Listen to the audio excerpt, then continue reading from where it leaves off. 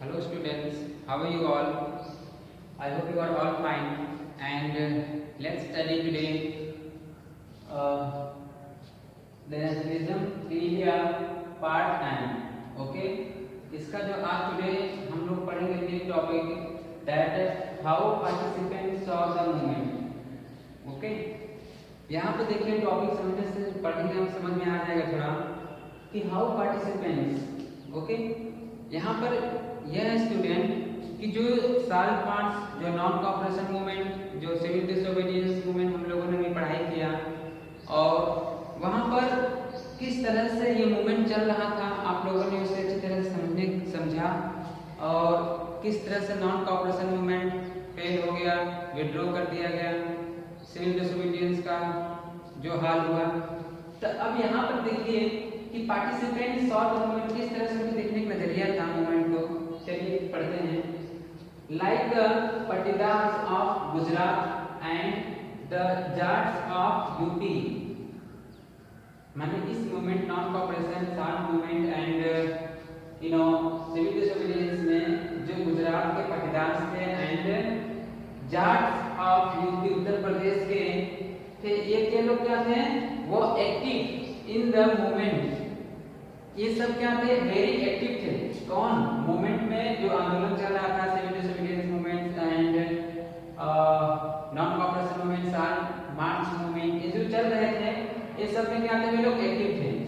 Being producer of commercial crops, माने वे cropping एक commercial crop कर रहे थे, खेती कर रहे थे, ठीक है ना। दे वो very hard hit by the trade depression and falling prices, उनको बहुत दुख और हिट कब हुआ जब क्या हुआ था कमर्शियल क्रॉप का जो प्राइसेस है वो क्या था कम हो गया था और ट्रेड में क्या होता है ग्रेट डिप्रेशन आ गया, फ्लक्चुएट हो गया, मतलब जो व्यापार था क्या हो गया बहुत डाउन चला गया, मंदी चला गया। इसके कारण उनके अंदर एक मतलब डिप्रेशन आ गया और जिसके कारण क्या हुआ था वे इस मूवमेंट में एक्टिव होना पड़ा। As there cash income, next point, disappeared they found it impossible to pay the government revenue demand, माने जब उनके कैश क्रॉप में इनकम में जब डिसअपियर देखने को मिला तो ये लोग क्या थे अनेबल टू पे the government revenue, way government revenue देने में असमर्थ होने लगे।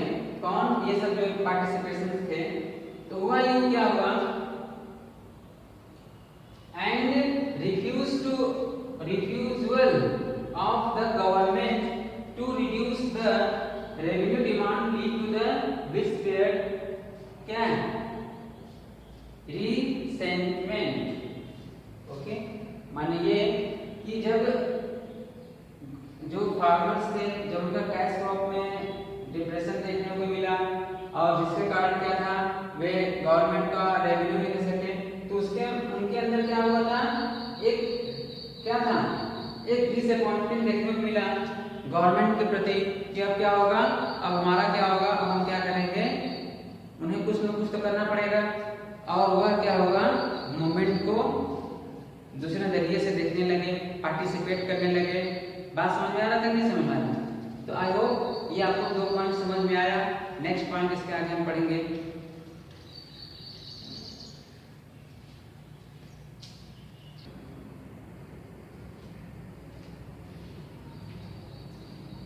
Yes student, so next point हमारा क्या है देखिए, these peasants became enthusiastic supporters of the civil disobedience movement, organizing their communities।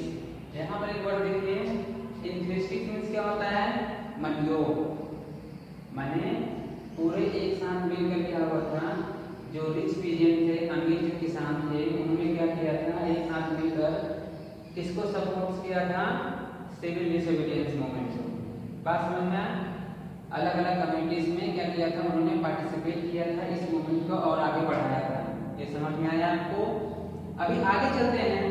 For them the fight for Swaraj was a struggle against high revenue. उनके लिए क्या था? स्ट्रगल किसके लिए था? हाई रेवेन्यू के लिए, क्योंकि जिस तरह से ब्रिटिश गवर्नमेंट ने हाई रेवेन्यू लगा दिया था, उच्च जो रेवेन्यू लगाया था किसानों के ऊपर, उसके लिए उन्होंने फाइटिंग करना शुरू कर दिया। बट देखिए यहाँ पर टर्निंग पॉइंट क्या होता है student, but they were deeply disappointed. Disappoint means क्या होता है? डिसअपॉइंटेड मींस क्या होता है? असंतोष होना, दुखी हो जाना, ठीक है। लेकिन उन्हें देखिए यहाँ से तो ठीक चल रहा था, खूब वो लोग बढ़ चढ़ के भाग ले रहे थे, नॉन कॉपरेशन में भाग लिया, सिविल डिसोबीडियंस में भाग लिया, साल्ट मार्च में भाग लिया, और भी जो गांधी जी ने मूवमेंट चलाए सब में भाग लिया। लेकिन उन्हें दुख कब हुआ? जब मतलब दुखी कब हुए? when the movement was called off, देख रहे हैं ना friends, called off in 1931 without the revenue rates being revised। मान लीजिए कि नॉन कॉपरेशन मूवमेंट चल रहे थे, सिविल डिसोबीडियंस मूवमेंट चल रहा था, ब्रिटिश पीजेंट्स में भाग लिए थे, अच्छे से मूवमेंट चल रहा था, नो डाउट। लेकिन 1931 में जब गांधी जी ने नॉन कॉपरेशन मूवमेंट को, सिविल डिसोबीडियंस को जो कॉल आउट किया, बुला लिया, मैंने बंद कर दिया, क्या था? Without the revenue rates being revised, माने जो रेवेन्यू रेट्स के लोग डिमांड कर रहे थे कि हाई रेवेन्यू है, हमारा सही से इनकम नहीं हो पा रहा है, हाई प्राइसेस हैं, क्रॉप में फेलियर हुआ है, बहुत सारे प्रॉब्लम्स आए हैं, क्रॉप इस साल अच्छे नहीं हुए हैं, तो मुझे कुछ सब्सिडी, कुछ रियायती देना चाहिए। लेकिन ये सब जब नहीं हुआ, क्योंकि इसी को लेकर वे सब पार्टिसिपेट किए थे, लेकिन जब यह नहीं हुआ तो उनको बहुत ही दुख हुआ। नॉन कॉपरेशन मूवमेंट में पार्टिसिपेशन का, देखिए हर एक व्यक्ति को अपना क्या चाहिए? कुछ ना कुछ इंटरेस्ट होता है, हम इंडिपेंडेंस रहेंगे, इसीलिए हम क्या करेंगे? इस पार्टी मूवमेंट में भाग लेंगे। लेकिन जब उनका डिमांड ही नहीं पूरा हो रहा है तो उनके अंदर क्या आएगा? बिना किसी रीजंस के जब क्या हुआ, ये मतलब उनके जो रेवेन्यू रेट्स बीइंग रिवाइज, जब उनका रेवेन्यू डिमांड्स था, जब उसमें कुछ रिवाइज नहीं किया गया, और बिना किए ही उस आंदोलन को हम स्टॉप कर दें, तब उनके अंदर एक बहुत ही थका हारा महसूस फील करते हैं। मतलब उनके अंदर ऐसा लगता है जैसे अब मैं क्या करूं। तब देखिए क्या, so when the movement was restarted in 1932 many of them refused to participate। माने 1931 में जब इस मूवमेंट को कॉल ऑफ कर दिया गया, स्टॉप कर दिया गया, तो बहुत सारे जो किसान थे, बहुत सारे अदर्स वर्ग थे, ये सब क्या हुए? बहुत दुखी हुए, क्योंकि उनको समझ में आ रहा था कि ये आंदोलन इतना जोर पकड़ लिया है, अब यदि ऐसा रहेगा तो हमें हमारा जस्टिस मिलेगा। लेकिन बीच में भी आंदोलन जब स्टॉप हो गया तो बहुत सारे लोग दुखी हो गए। लेकिन ठीक एक साल बाद 1932 में जब यह आंदोलन फिर शुरू किया गया, नॉन कॉपरेशन मूवमेंट और ये सिविल डिसोबीडियंस मूवमेंट जब शुरू स्टार्ट हुए, तो हुआ यूं कि उनमें से जो बहुत सारे लोगों ने पार्टिसिपेट किया था, अभी बहुत कम ही लोग क्या हुआ था? पार्टिसिपेट किए थे। दे रिफ्यूज्ड मींस क्या होता है? इनकार कर देना, टू पार्टिसिपेट द मूवमेंट, माने उस मूवमेंट में क्या कर देना? वे लोग पार्टिसिपेट नहीं लेंगे, इनकार कर दिए। बहुत कम लोग पार्टिसिपेट लिए थे। तो स्टूडेंट्स, ये रहा हमारा चैप्टर का जो पॉइंट है, how participants of the movement, किस तरह से जो भाग लेने वाले पार्टिसिपेंट थे, किस तरह से मूवमेंट को देखे।